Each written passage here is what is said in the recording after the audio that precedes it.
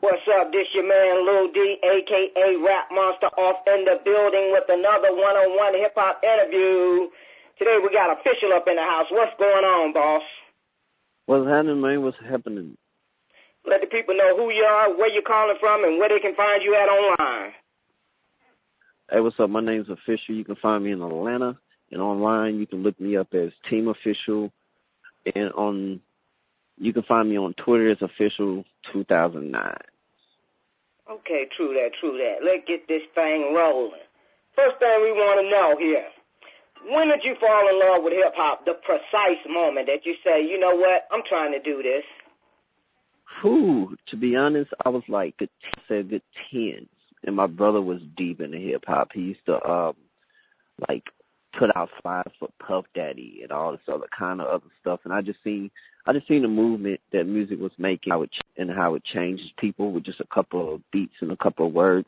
I just had to be a part of that, you know. Okay. Who are your influences? Who did you grow up listening to?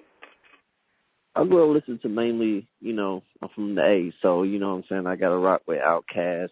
I got to rock with Goody Mob. I got to rock with all the boys that put A on the map. Tip, just period. People that brought words and talent, not just beats. You know what I'm saying? Okay. I know you from the ATL Zone 6, right? So I ain't asking you where you from, your location, when I ask you this next question.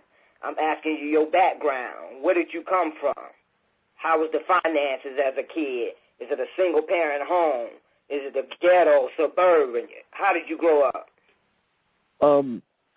I grew up what people would call, I was supposed to be in the bottom part of the charts, but my mom I have a mom and father home, basically. But my dad worked so much, I hardly seen him.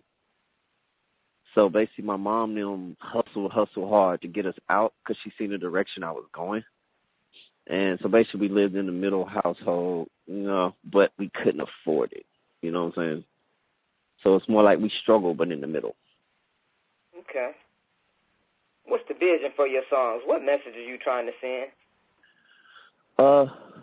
It's funny you ask that because I always say I'm trying to change the world one verse at a time. And basically all I'm trying to really do is just show people that a dude who never sold drugs, never drink, never smoke, never tried, never deal, can do the same things that somebody who you're looking up to is trying to lead you down the wrong way can. All right. What kind of obstacles did you have to overcome to get this far? I hoop. I used to play basketball, semi-pro. So the transition from basketball to music, which was my true love, it was hard because when people see me, first thing they say, hey, when the last time you hooped? But now it's kind of turned into when your next show, you know what I'm saying? And my main transition is me, I guess, because people look at me, they think a singer. They look at me, they think basketball, and now they starting to come around. So I would say beyond finances, my biggest struggle was just people taking me in the right way. What are you planning to do if you make it $800 million big? What would you do with all that money? Save it. I'll do one thing that people don't do nowadays. I'll put that money back into my music and back into my community to really make a difference. You know what I'm saying? Like, I know it don't take that much to make an album, but I will put that extra in my album to make sure that I want to create a writing CD. You know what I'm saying? You don't really get those anymore. Where like back in the day we used to pop in, T.I. versus T.I.P. used to ride for days too.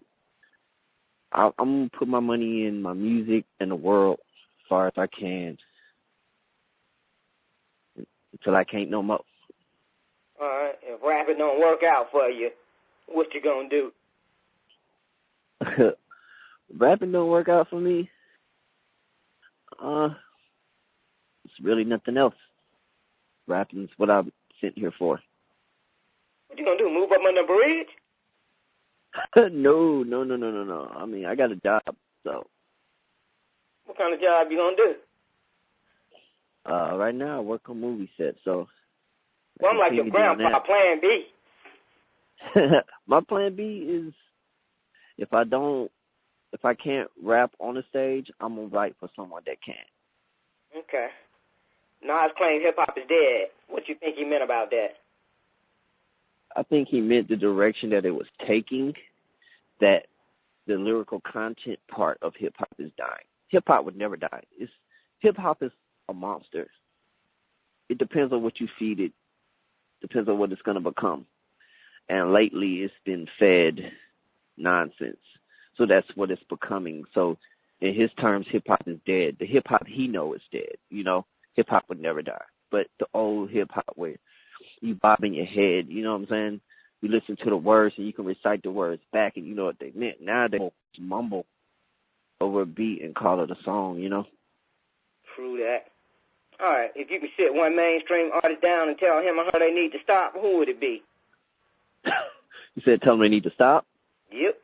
You need a timeout. I mean, this is going to make a lot of people mad, but I think Young Thug need to sit it up. Just let it go. Not because he's not talented, because he is in his own right, but just because I don't see him evolving. I think he's one of those people, like Future came out. Future started out a little but he evolved. You see what I'm saying? I don't think he has it in him to evolve. All right. Who killed Tupac and Biggie? I think they're, you know what I'm saying? I think they're really in Hawaii together, just chilling up with some Mai Tai. Okay. You don't hear too many people saying Biggie's still alive. You get that a lot from Tupac, though. Yeah. I mean, because neither one of them actually had answers to their murder. You know what I'm saying? So I figure someone high profile as that, you have to have an answer. And if there's no answer, then I see no reason why they have to be gone. And I kind of hope they live forever in everybody's brain just to keep what real music is. You know what I'm saying? Okay. Does it matter that Rick Ross used to be a correctional officer? I think that's true. It's his true. Demeanor. It's true. His demeanor. The question is, does it matter? Nah, not really, because really hip-hop is made where it doesn't really matter who you was or who you are. It's about your message you have. And apparently his message is working. So, yeah, it works, I guess. All right. Name one thing hip-hop needs less of. You said, I'm sorry, what'd you say? Oh, I didn't mean to cut you off. You was elaborating some more on the Rick Ross situation? Like even Ice Cube, one that used to talk about forget the police, now is on TV he playing. Fuck the police. He wasn't saying forget the police. We keep it real at rapmonster.com. Fuck the police. Okay. All right, continue on, sir.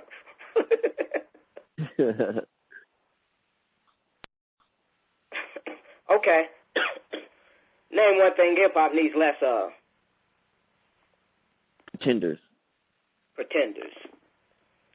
I will wholeheartedly agree. You know, it was one point in hip-hop, not to be preachy, but you had to be original. You couldn't look like nobody. Exactly. You couldn't sound like nobody. You better not say shit nobody done said. Even your homeboys would check you. Nowadays, people cheer on the fakeness. Boy, hip-hop may be dead. All right, in your opinion, who is the most influential and successful artist in the game today, and why? Drake. And why is simply because his marketing team is bananas. Like, Drake can take him tripping off the curve and turn it into an internet sensation. You know what I'm saying? Play over and over to different songs. And it keeps his face where it needs to be in the media. So I give it to Drake. Not just musically, but his team is awesome. Word. We appreciate you not saying Jay-Z. Jay's been sleeping, though, lately, though. He's getting a little, I guess, I don't know how he's managing to maintain, I guess, the powers that be is keeping him afloat, right? Because of course, there's a big difference. And he married to B. Young Thug generation and a Jay-Z generation. There's no comparison. Exactly. Not even in the conversation for comparison. Exactly. But I don't like Jay-Z either, so, you know, let truth be told, I don't like nobody that damn gets money from the corporate industry. I ain't feeling it. Right? Yeah. There's strings attached, and I'm just not a strings Exactly. attached guy. All right. Strings and products attached. Exactly, all kind of things. All right. Is there any questions that I didn't ask that you would have liked to answer, or any last shout-outs? No, you pretty much hit it on the head. I'd just like to give a shout-out to my team. My team always hold me down. Okay. Let the people know where they can find you at online again. You can find me on Facebook. My artist page is Team-Official, and you can find me on Twitter as Official2009. Team Official on Instagram as well. True that. We appreciate you taking time out of your busy schedule to with us. Until next time, we out. Aye.